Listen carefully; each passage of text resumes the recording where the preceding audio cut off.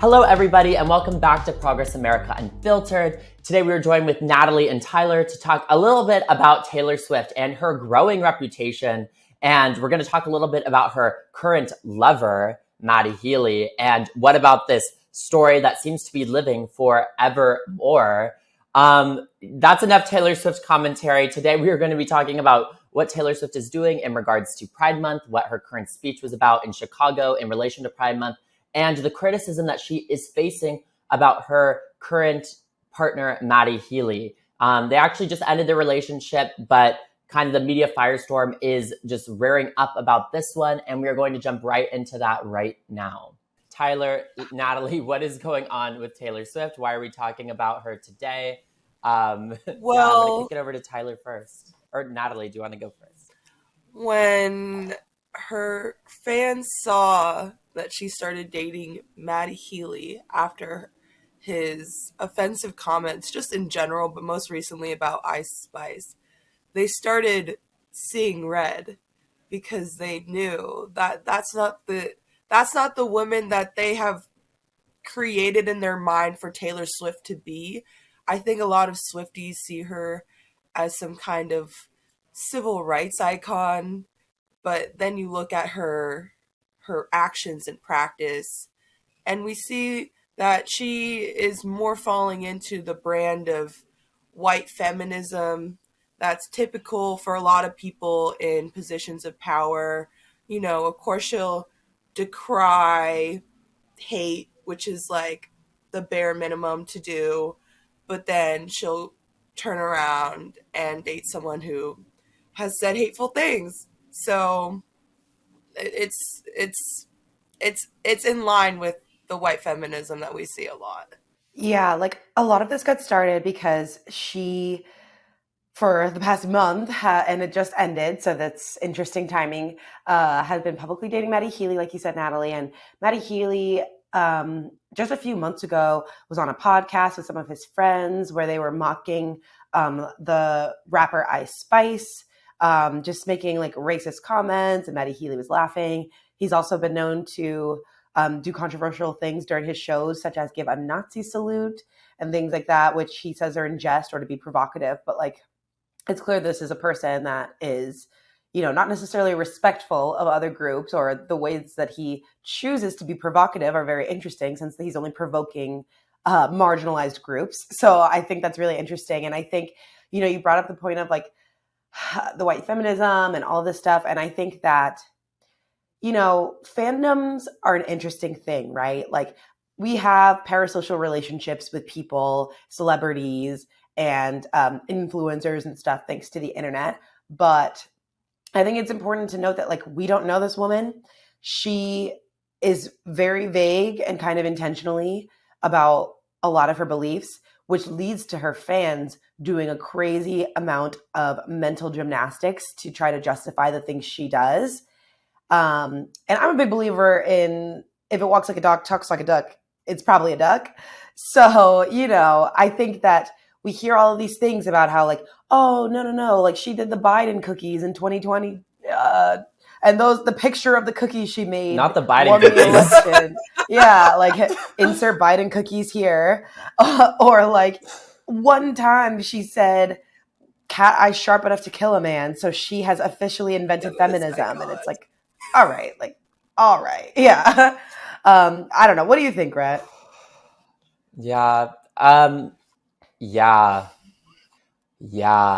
So this is like the conversation of like, can we separate the art from the artist? And I think that's always like a very kind of important conversation. I think we talked about this before, and I tend to say no on this topic just because, you know, it's still like when we talk about like music as a currency, and if we listen to this music, like who are we not streaming, but also when we are streaming these songs and we are giving publicity and attention to these individuals, they are directly profiting from it. Like, these are people that are already multimillionaires and just live very extravagant lifestyles. Like, truly, at the end of the day, are capitalists, understand that PR is very important to like their kind of turn in the hamster wheel of media, them getting featured on shows like this.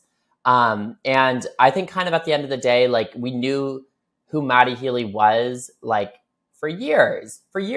activists, people online were calling out who this was. And like, I think that it's kind of like a little too fair, a little too biased for people to think that Taylor Swift didn't know of this stuff until it became very controversial with him like a month ago. Like, I think this is also like kind of the thing is just like, yeah, no, it's always been a problem. Like, these things are always a problem. Like, whenever they happen, it's just, you can't just be mad about it when it's getting media attention. Yeah. And I think it really speaks to her position of power and privilege in society that she could comfortably date someone for 4 weeks who has said these things. But I also think it speaks to the power of collective action on behalf of the Swifties. They were ruthless in their critique of him, and they caused a media firestorm that was so powerful. We don't know what necessarily led to their breakup, but I don't think it would be unfair to say that the negative press is part of that. So I think we should all just take a lesson from the Swifties, and in the future, when we want things to be changed, we just need to tap into our inner Swiftie and get it done and keep fighting until we win the fight. It's rough. I think that, you know, at the end of the day, she's a person and we shouldn't, expect too much of her. She's just a public figure. But at the same time, if we need like hieroglyphics and like a map and like an Indiana Jones style heist to figure out what your political positions are or what you believe, then, maybe you're not as girl boss activist as you think you are. I don't know. And okay, so another example is it's Pride Month, right? It's June. Taylor Swift is from Nashville. She's from somewhere else, but she kind of claims being from Nashville because that's where she got her start. Nashville is going on a tirade against LGBTQ plus youth right now, and drag performers and just anybody that is not a cis, straight, white man. Meanwhile, she's performing in her hometown with nothing to say. She's wearing her little rainbow outfit, but like there's no larger commentary. There's no like sense of disappointment other than just I stand with the LGBTQ community. Like, what does that do? You have the power to actually do something. And I want to contrast this with Beyonce, who doesn't talk about it, but she is about it, and is in her Renaissance tour. All of her bathrooms have been gender neutral, and it's been consistent in all of her Renaissance tour stops. And she's doing a stop in Nashville with a gender neutral bathroom, which is something that they have recently like tried to legislate against. So, to me, it's like a stark contrast between paying lip service in your songs and saying cute things versus like actually doing things that show that you're showing up for these communities. Absolutely. And also, Tyler, that speech that you're referencing was in Chicago. So Taylor Swift. Did I say Tyler Swift? Oh my God. Tyler Swift. Wow. So wishes. She wishes. So Taylor Swift putting on this speech in Chicago and not doing it in places like Florida, not doing it in Nashville, like you mentioned, it really is so harmful and so sad. Like it's just stopping so short of like actual meaningful activism, and also like Taylor Swift like taking a back seat like in recent years, like not like imagine the luxury of not being like politically active. Imagine the luxury of like not having to speak on politics, like where she can feel the comfort in not doing that. Right. And I feel like that goes at the end of the day to her being a capitalist, right? Like her not wanting to disrupt her image, her not wanting to disrupt her fan base, her stream of money coming in. I mean, at the end of the day, this is a woman who flies above us in her private jet, doing trips back and forth. I believe her jet was the number one private jet in use last year. And then when she was asked about it, her representatives were like, oh, well, other people use the jet too. It's just not her. And I'm like, how far removed from society do you have to be like, oh, I'm not the only one using the PJs, so it's not even that bad. And of course, I just think at the end of the day, it's not the responsibility of these celebrities to save us. We're not hoping that they do, but it would be nice for her to stand in solidarity with her fans who are experiencing oppressive laws all across the country. And I think she wants to enjoy the position of presenting like a liberal, woke person without actually doing anything about it, which is, again, going back to the white feminism, which has been on brand for her. And, you know, I think it's fair to critique artists. And, you know, I liked Evermore. You know, she was good. I think it doesn't take away from her musical talents, but I think it is important to hold these people, you know, under the spotlight and actually talk about what they're doing as opposed to what they're presenting themselves to be doing. Yeah, that's such a great point. And just to add to that, like, I think we need to understand that, like I said in the beginning, the celebrities are people, and they're people we don't know, and they're people with their own interests. And you mentioned something, Rhett, that I really believe in, which is, above all else, Taylor Swift, as we know of her, is a business. She is a capitalist.